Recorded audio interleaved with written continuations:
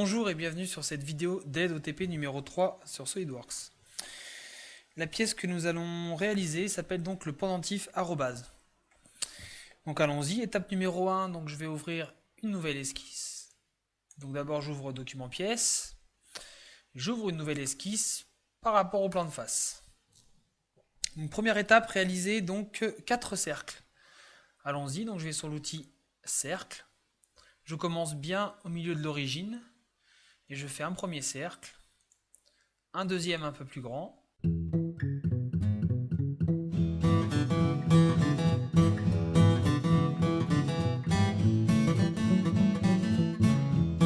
un zoom au mieux. Voilà, donc là j'ai bien mes 4 cercles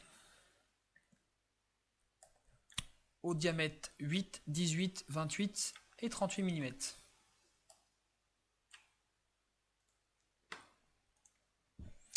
Ensuite, étape suivante, je vais réaliser 2 autres cercles. Donc c'est parti, je reprends mon outil cercle et je vais commencer bien à l'horizontale par rapport à l'origine. Vous voyez les petits pointillés qui apparaissent. Et je vais commencer au milieu. Et je vais essayer de terminer mon cercle sur celui-ci pour qu'il soit bien tangent l'un par rapport à l'autre. Je vais en profiter pour ajouter une relation. Ajouter des relations. Je vais ajouter une relation entre ce cercle et celui-là. Je vais demander à ce qu'il soit tangent. Voilà, je valide. Ainsi, je n'ai même pas besoin de le côté. Mon cercle sera forcément au diamètre 5, vu qu'il est tangent à droite et à gauche. Cercle suivant, je vais me servir du centre qui est déjà placé ici, pour réaliser le cercle suivant qui va être aussi tangent. Échappe. Donc là, je viens de terminer mes 2 cercles. Étape suivante, je vais réaliser donc un autre cercle tout en bas, qui lui se placera à peu près ici, et qui sera tangent aux 2 cercles. Donc quand je le construis, je profite pour mettre une première tangence, et la deuxième, je vais la rajouter avec une relation. Ces 2 cercles, je veux qu'ils soient tangents. Validé. Voilà. Il me manque juste une cote, c'est la cote entre l'origine et le centre du dernier cercle.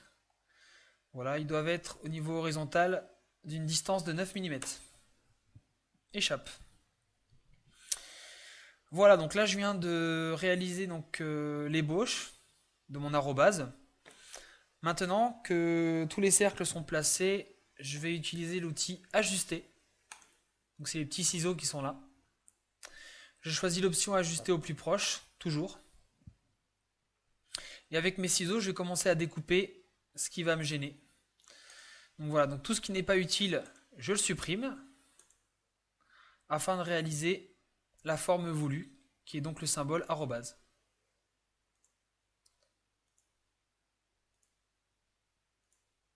Voilà. Donc là j'ai terminé, je fais échappe.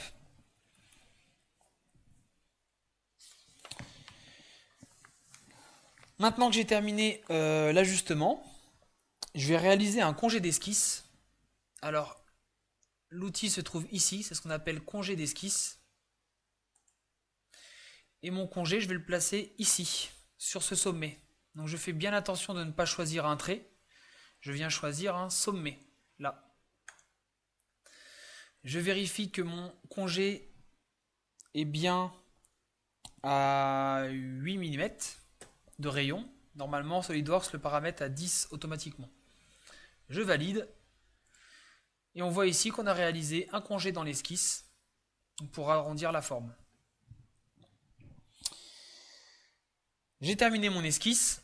Maintenant, je vais aller créer mon volume. Donc pour ça, comme d'habitude, je vais sur Fonction et je vais choisir Base, Bossage extrudé, qu'on appelle aussi extrusion. On me demande d'indiquer une épaisseur, qui est normalement paramétrée par défaut à 10 mm.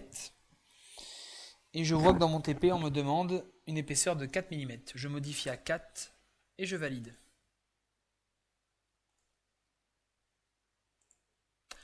Voilà, donc là je viens de créer mon volume.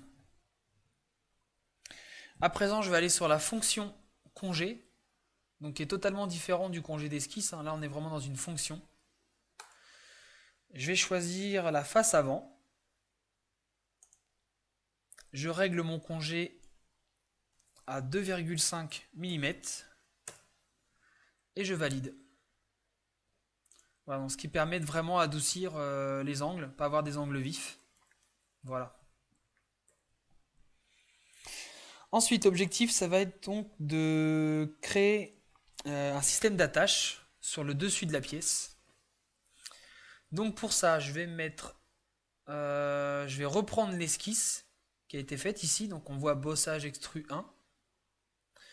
Je vais donc faire clic droit, éditer l'esquisse. Donc ça, c'est pour aller modifier une esquisse qui a été faite au départ.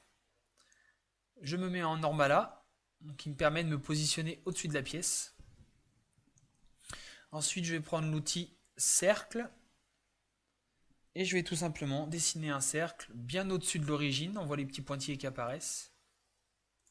Voilà. Échappe. Maintenant, je passe à la cotation. Donc la première cotation, ça va être une distance entre l'origine et mon cercle qui va être de 17 mm. J'étais pas loin, hein. J'étais à 16,7. Hop. Et un diamètre 9 mm. Échappe. Donc voilà, donc comme tout à l'heure, maintenant je vais prendre les ciseaux et je vais découper tout ce qui me gêne. Donc là, toute cette partie, sans oublier celle-ci. Sinon, on a deux surfaces. SolidWorks, il ne va pas du tout aimer. SolidWorks, il préfère qu'on ait une seule et même surface. Échappe. Donc là, j'ai terminé. J'ai mon système d'attache. Je vais juste rajouter un congé d'esquisse. Donc même principe que tout à l'heure, je vais sur congé d'esquisse. Je vais bien cliquer sur les deux sommets à gauche et à droite. Je vérifie que je suis bien à 8 mm comme tout à l'heure. Voilà. Je valide. Et voilà. À présent, j'ai terminé. Je vais pouvoir quitter mon esquisse. Donc là, je vais ressortir en cliquant bien ici. Et là, ma pièce s'est modifiée automatiquement. Ma pièce est presque terminée. Et maintenant, il faut faire un trou dans ce système d'attache. Dans l'idée, c'est d'insérer une chaîne à l'intérieur. Donc pour ça, je vais me mettre sur une surface plane. Donc je peux très bien me mettre ici, hein, ça suffit. Ou alors, je peux carrément me mettre derrière la pièce. Et je crée une nouvelle esquisse. Je me mets en Normala. Voilà. Et maintenant, je vais créer le trou pour la tâche. Donc je me mets bien au-dessus de l'origine. On voit toujours les pointillés qui apparaissent. Je crée un cercle et je passe à la cotation. Donc entre l'origine et le cercle, je veux une distance, comme vous le voyez sur votre plan, de 19 mm. Et un diamètre pour le trou qui sera de 2 mm, c'est bien suffisant. Voilà. Je fais échappe. Et maintenant, je peux passer à la fonction. Donc cette fois-ci, je ne vais pas faire bossage extrudé parce que je ne veux pas rajouter de la matière, je veux en enlever. Pour ça, je vais utiliser l'outil enlèvement de matière. Voilà, donc là, ma pièce, on voit bien qu'on va enlever de la matière. Je choisis l'option à travers tout pour être sûr d'enlever sur toute la profondeur. Je valide. Et voilà, le trou est terminé. Dernière petite chose, je vais mettre la pièce en couleur. Donc pour ça, je vais dans Apparence, pièce 2. Je vais la mettre en rouge, tiens. Et je valide. Voilà, donc cette pièce est maintenant terminée. Je n'oublie surtout pas de l'enregistrer. Donc pour ça, je vais dans Fichier, Enregistrer sous. Donc toujours le même principe. Je vais l'enregistrer sous le nom TP3.